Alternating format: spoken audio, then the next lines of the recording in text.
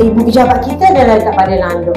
Tepi sebelah kiri tu jabat kita, Bukit Muslim Besar. Tapi betul-betul Masjid Al-Taqwa. Senang dia cari jabat kita. Kenapa kita royak gitu? Sebabnya nak suruh mak ayah mai sini hebah pada orang bahawa Muslim Malaysia ni bukannya scammer lah. Kita ada pejabat dia, kita ada kaki tangan dia lebih pada dia orang.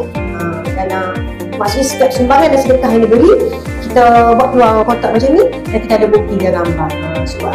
Di mana duit itu disalurkan. Assalamualaikum warahmatullahi wabarakatuh.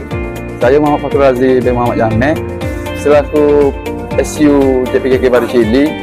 Saya ingin mengucapkan ribuan terima kasih kepada Muslim Malaysia kerana terus membantu penduduk JPKK pada Chili dengan kotak infak 30 kotak semuanya. Alhamdulillah lah, anggar rezeki dah boleh tapung sikit-sikit. Terima kasih Muslim Malaysia.